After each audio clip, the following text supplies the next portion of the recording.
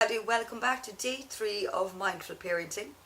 If you were with me yesterday, you will know we spoke all about bringing baby home, how important it is to slow down and to really enjoy the most precious early stages and to really relax into it and just be in the moment. We spoke also about the teething stages. So today I think we'll go on to toddler stage. So by now baby will be more solid, will actually be eating its foods as well, and it will have definitely started to move, and you will have seen the baby go to the stages of pulling up in the cot to stand up by themselves, taking their first steps. And you know, the more that we see our babies start to move and to take steps and to start to play with different toys on their own or look at pictures in a book, we start to see that our baby is becoming a little more independent, but still at the same time we know that they need our nurture, our support, and you know, it's such an important time for the child's development. The toddler stages can be very tricky, and this is where most parents, just like we spoke about yesterday about the teething stage, again this is where a lot of parents can become anxious, a little bit stressed, because baby is starting to find their own ground. They're starting to realize that they have a voice, and they learn that that word no. So when we try to feed them with something that we know is very good for them, they could turn around and say no and ask for a different option. So now as well, it's easier to be able to have conversations with them. So what I am going to say is, even though our toddler is going to be at the stage where they can say no and they can throw a tantrum, some people say the terrible twos, some people say the terrible threes. To be honest, I think toddler stage is just really when a child gets into serious tantrums, or it's usually because they can't express themselves clearly, or they're frustrated, you know, that they can't get what they're looking for, or maybe they want attention. It can really go anywhere like this. So this is where mindfulness can really come in and be so beneficial. And that is really taking the time to just be with your toddler, making a good routine, a good morning routine where you sit, you eat breakfast together, and if you have 2 or more kids, that hopefully you can do this together. I myself, I have 2 toddlers, so this is something that we have a morning routine where I feed the 2 of them together, and so they're used to the system. I think it's so important at this stage that they have routines, because other than that they're going to run havoc, and really you wouldn't get very much done in the day. So yeah, a good morning routine. And at this stage as well, sometimes between the ages 2 and 3, toddlers will be sleeping in their own beds, so they'll also be in a separate room to you. You know, it really is down to the individual. I know that my 2 kids, they share a room. My 2 toddlers, Rose is 3 and Alexander is 2. Alexander will sleep through the night, and he will never attempt to come into my room in the morning. He'll always be in his own bed for me to wake him. But not every child is like this, whereas Rose is completely different. No matter what time she wakes, if she woke at 4 in the morning, sometimes maybe she's thirsty or she's too warm, she'll always come into mom's room, you know, mom and dad's room, and she'll always get into the bed. And to be honest, I think that if you have a toddler and they are at that stage where they're still at the stage where they want to come into the room and get into the bed, I don't see anything wrong with that. Maybe it's just that they still need that extra nurture or extra time with mom and dad. So usually what I do is I let her go in the bed with me, and then in the morning obviously we wake up together. Usually she will wake me if the alarm clock doesn't go off first, and I will just bring her downstairs and bring Alexander and feed the 2 of them together. Also at this stage, I know here in Ireland that at the age of 3, children have a free play school session every morning for 3 hours, which is absolutely amazing for working parents or for stay-at-home parents, you know, because it really gives you the chance to be able to get the things that you need to do at home. So at the age of 3, so Rose is at this stage. So the routine in the morning is that I bring the both of them down, I give them their breakfast, and I bring Rose to her play school. Alexander he does not attend as he's only 2, but I have put him in for 2 mornings a week, solely for the purpose of socialising, because this is also the stage where if you have 2 toddlers, you know that it's very important that there's a balance. And it can be very difficult to give the same amount of attention to 2 children at the same time. So what I found was, by putting him in 2 mornings, just for him to kind of transition nicely for when he goes in next year, for the 5 mornings, that he's also spending time with his sister and in a wider circle where he's meeting new friends, he's painting, he's doing Play-Doh, and they're getting creative. You know, it's so important at that age because they've got so much energy, you know, and they really need to be doing activities and being creative to just release all the energy that they have. And also, you know, it's very good for them to express themselves, you know. So even at home, if your child is not at a play school age, or if they're not attending a creche, and you're a stay-at-home mom, it's very important that you create activities that your child can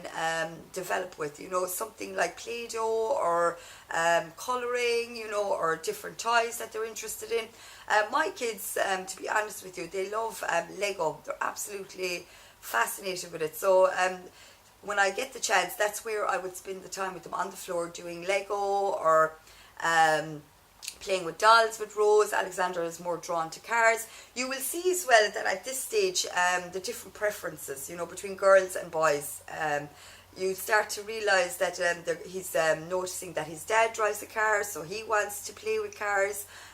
Or your daughter, if you're a makeup wearer, that she wants to start wearing makeup. It's amazing, you know, how they pick up and they mirror everything they see from their parents. So what I'm trying to say here as well, even when so we have to be very mindful how we are around our children, because they really are mirroring the things that they see us doing. So you know, sometimes we can have a slip of the tongue, you know, saying things that we shouldn't, which is completely natural. We're all human and there's no perfect parenting. I want to get that out there. But, you know, I think it's important to place awareness that kids are like sponges at this point, and plus their vocabulary is stretching also. So they're very open to picking up new words, you know, and especially if you have a teenager in the home or an older child and they drop a bomb, your toddler will very easily repeat that as well. So what I've done myself when this has happened is I completely ignore it, because I think the more attention you put on it, saying like, don't say this or don't say that, the more they repeat it, because children are naturally inclined, you know, because they think it's fun. It's like, you know, when you're trying to get their shoes on in the morning, you know, and you're asking them, please, please sit down, you know, the more you ask them, sometimes the more they'll run around the home. That's what I find. So what I try to do is just kind of let go a little bit. And even though if there has been an inappropriate word being said and it's been dropped by a teenager or by myself or by somebody in the home that should not have been said, I'll just kind of maybe replace it with another word and kind of work away, go on to the next thing, and maybe distract them with a toy or talk to them about something else.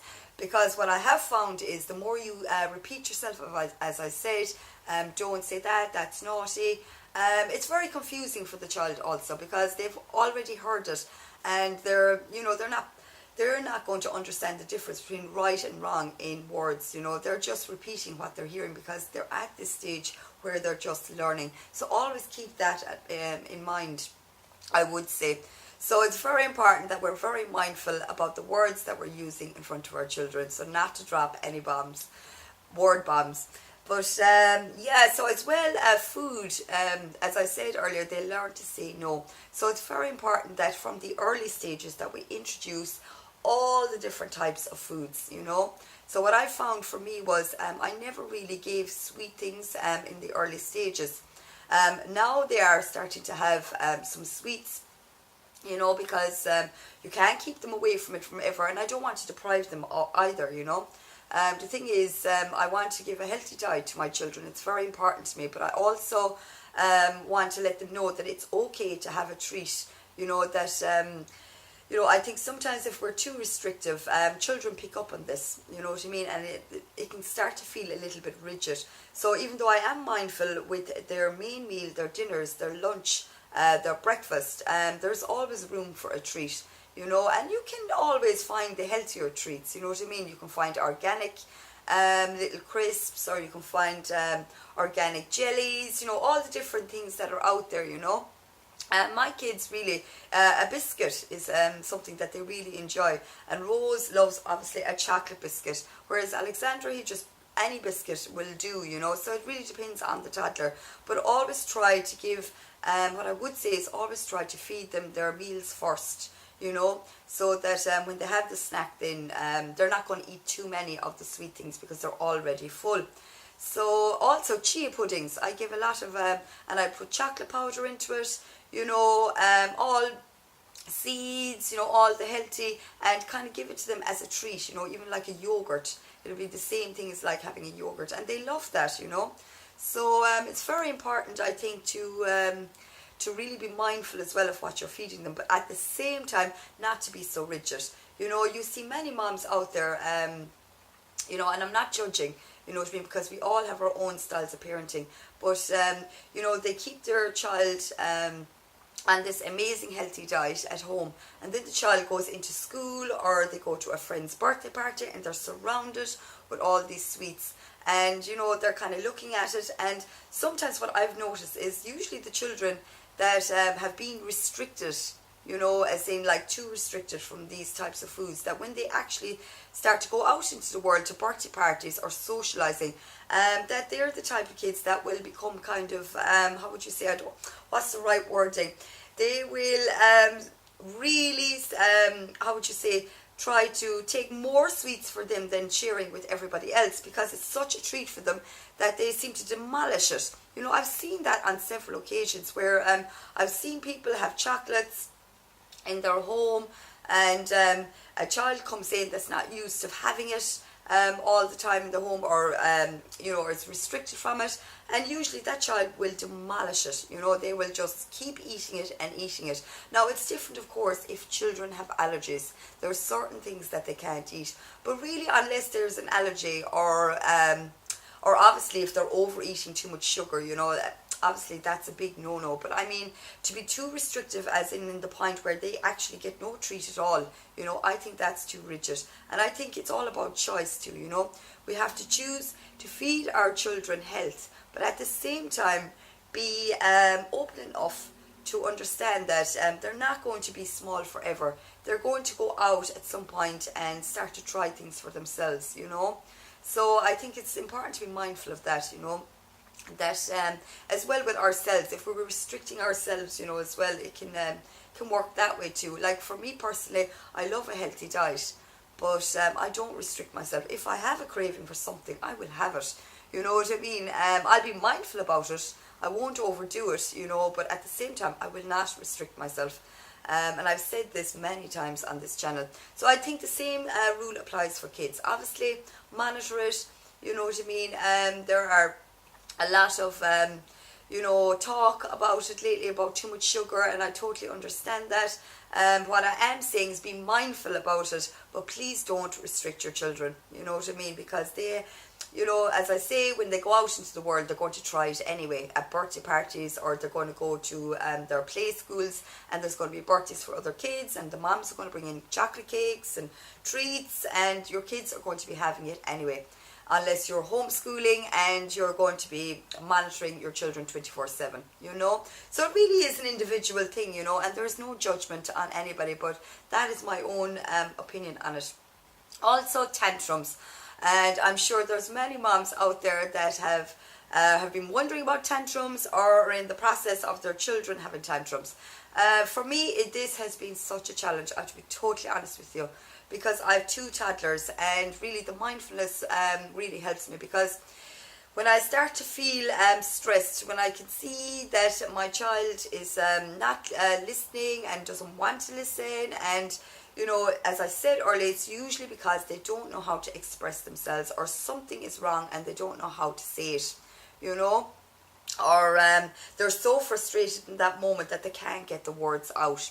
So I always try to bring myself back to to remember what is it like to be a child, you know, and try and picture myself. I really find this really does work, to try and bring yourself to their level, okay, and to picture yourself as them. What would I be feeling right now if I was 3 years old and I'm screaming? Frustration, maybe upset, maybe they're overtired from play school or from playing, or maybe they're hungry. So you always have to think like this. But I think the main reason kids can tantrum, you know, is sometimes they feel their needs are not being met, you know, and especially if their words haven't developed to a level where they can have a better conversation with you, it can be really difficult.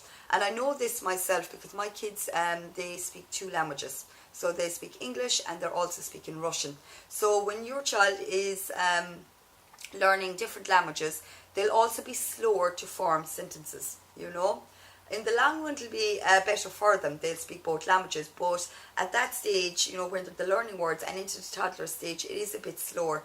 So sometimes be mindful of that also if you have a child that's going to be speaking different languages.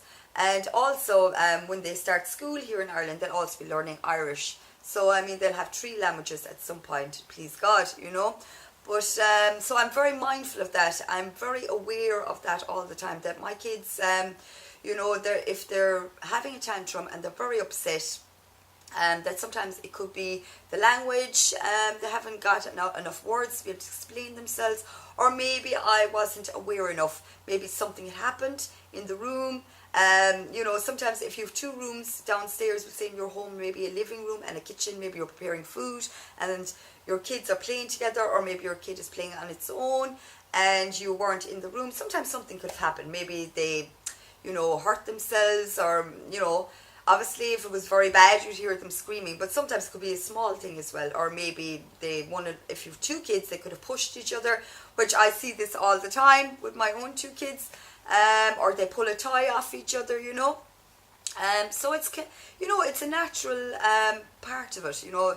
Tantrums are a natural development with kids, you know. And some kids, they don't have big tantrums, and other kids can be more, you know, harder, you know, and a little bit more overwhelming.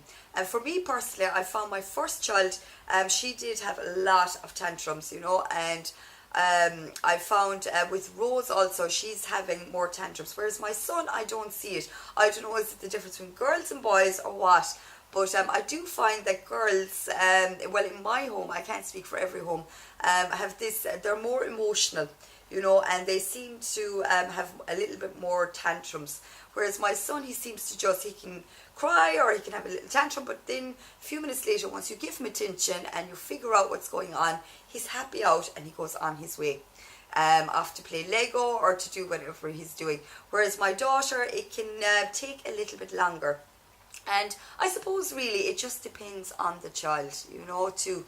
So keep that in mind, even if it's your son and the tantrums are playing out a bit longer. So I know when we get into that mode that I have to sit on the floor at her level, and I have to really listen through all the screaming and all the ranting, what she's trying to say. And I usually just kind of stroke her. Sometimes she doesn't want to be touched, you know. Sometimes they'll push you away. That's okay too. Just pull yourself back. And what I would say, this is the moment where you have to really bring yourself to their age. Like I was saying earlier, take your deep breaths. And I know it's difficult, I know it's overwhelming, because I'm going through this myself at the moment. And even this morning, before we went out the door to play school, because both of them were going this morning, so I had to get both ready and get out the door for a certain time. Rose decided that she didn't want to put on her shoes. She decided she didn't want to brush her hair, and her brother was already inside the stroller, ready to go. And I was chasing her around the house, and I was pleading with her, please Rose, can we get your socks on? And I'm telling you, I'm so overwhelmed, I'm so exhausted. So I can really relate to parents out there that have challenges with toddlers. But at the end of it anyway, we got out the door, and what I did find was as well, when we got into the play school, I just had a word with the teacher inside. I said Rose was running around a bit this morning, so Alex is he was a little bit upset because he was waiting in the stroller while his sister was running around the room, mommy chasing her, trying to get socks on. He saw that the door was going to be open, so he just wanted to go. So if you're a mom of multiples as well, if you have more kids, of course this is going to be super challenging, is what I'm going to say. And it's very important that you have open, clear communication with your play school teachers and with your husband and with your family, and it's going to be noisy. When you have one or two or three kids, your house and household is going to be noisy, because they're that's just the way it is, you know what I mean? So you have to embrace all these things, and it can be overwhelming if you're tired and you're cleaning the home and you're working as well on top of it, and especially if you've got a teenager as well. I have a teen as well at 15, and she's doing her studies right now. She's government exams coming up this year, and trying to balance it all, which I'll be talking about a little later on this channel as well, about teens. But what I would say to you is practice your meditation, and at this stage, if you have been vigilant through your pregnancy and through the early stages, and even if you just found this video now and you have toddlers, please, please, please invest yourself in a meditation practice and a mindful practice also. And there's an amazing mindful exercises that you can do. There's one which I practice with Rose, Nat Alexander. He's still not at that stage where he will kind of sit down and do we'll say exercises or anything like that with you, because he's just a road runner. He wants to be climbing, he wants to be playing with Lego, he's got his own thing, and I let him do what he wants to do, unless of course it's dangerous or it's going to harm somebody else. But with Rose, she's at the stage where she's well able to meditate. She knows what meditation is, and she's able to sit and just listen to music and relax. So this really does help, with bringing down the energy in the home.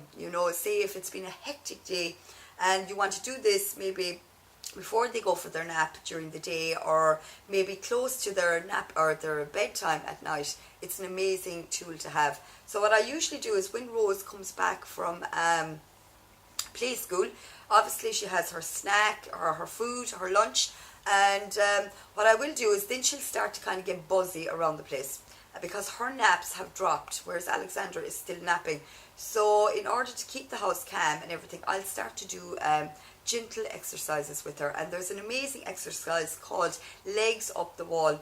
So if you don't know what this is, I will definitely create a video showing you how you can do this pose. But if you're impatient, you can also go in here to YouTube and you will see it. But this is an amazing mindful pose that you could do with your children if old enough. Like Rose is at age 3, and your teenagers can also do this, so between the ages of 3 right up to teenage years. And also for yourself, it's scientifically proven that it calms you down, and it's very relaxing. So what I do is I lie on the floor with her on a yoga mat, or if you're in a room where it's carpeted, and basically you press your legs up against the wall.